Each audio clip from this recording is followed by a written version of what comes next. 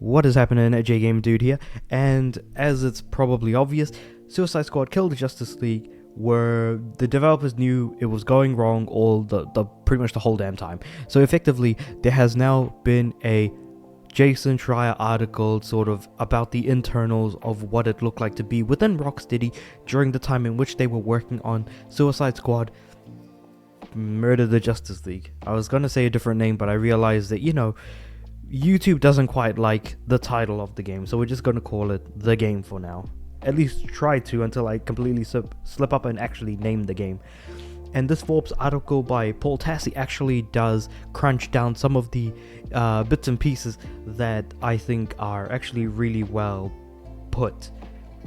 So effectively, how everyone kind of questioned whether or not, Suicide, the game, was a good idea from the offset, given that, the Batman Arkham games, or the Arkham Batman games, depending on how you want to call it, were primarily single-player games that focused on Batman, and also were primarily narrative related. It just kind of feels like a weird shift to make a multiplayer specific game around a group of other characters. So let's have a quick look at some of the notes that were compiled here that I thought were actually really well done. Rocksteady hired people without ever telling them they were working on a live multiplayer game.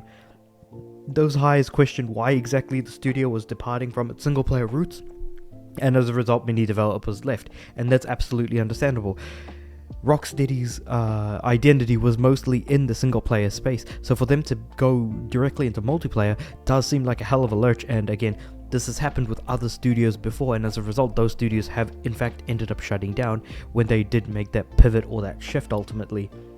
Staff wondered out loud why the game had transitioned away from mostly melee combat, asking the famous "why does Captain Boomerang shoot guns?" question, which is a very good idea since, Captain Boomerang and Deadshot are the two sort of main ranged characters when Captain Boomerang throws around the boomerang and Deadshot uses a gun that is in his name to shoot things with, ideally.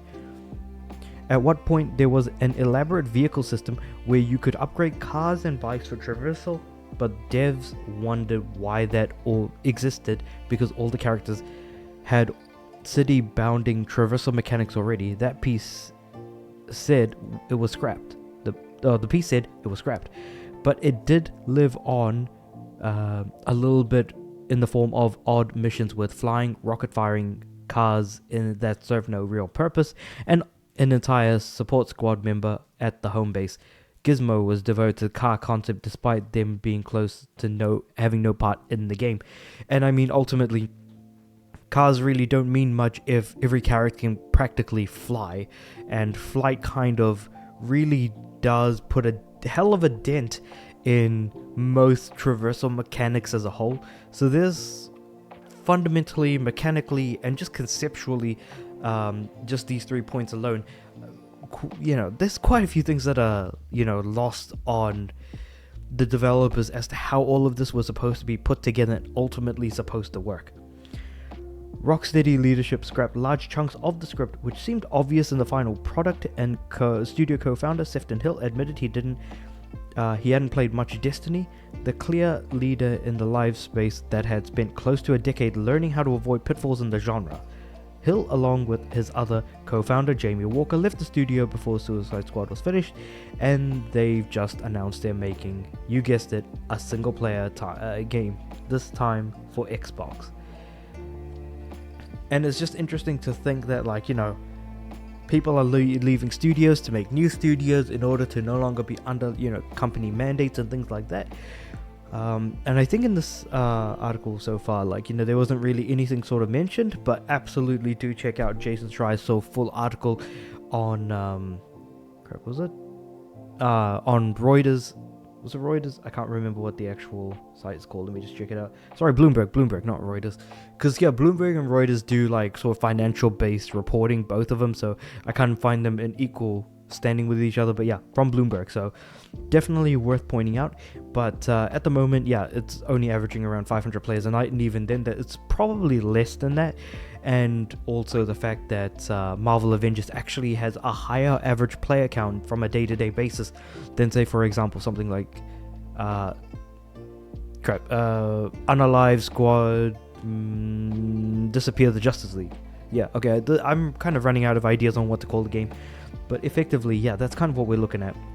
And we've also seen time and time again the bad decision making from the top causing problems for other games, like say for example the decisions that Bobby Kotick made that caused Blizzard games to no longer be in China, as well as the fact that Overwatch 2 went downhill with a lot of things being cancelled, like the PvE campaign, which is what I was personally excited for, and the only reason I was ever going to try and play Overwatch 2 at all got completely removed, and that was also partly due to him. So like you can see like a lot of bad decision making can be made from decision makers at the top, and if the people are questioning why are we doing this, then there's probably a damn good reason as to why, if it's not clearly obvious that there may very well be something wrong with the project as a whole. But we already know that there was going to be something wrong with this game, but at any point we got to realize that, or at least they knew internally that things were wrong. People were leaving, not enough people were coming in. How on earth were they going to finish the game? And when is the servers going to shut down? Are they going to leave an offline mode for people who want to play the game, like they did, like the guys at Crystal Dynamics did with the Avengers? You know, that's another good idea, or another good thought to have as well. Though with all of that being said and done, let me know what you guys think about all of this in the comments below. Let me know if you're going to be checking out Jason Schrier's article. And with all of that said and done, like the video if you liked it, subscribe to the channel. I'm aiming for 300 subs by the end of the year. And with all that said and done, I do upload every day, so I'll see you guys tomorrow.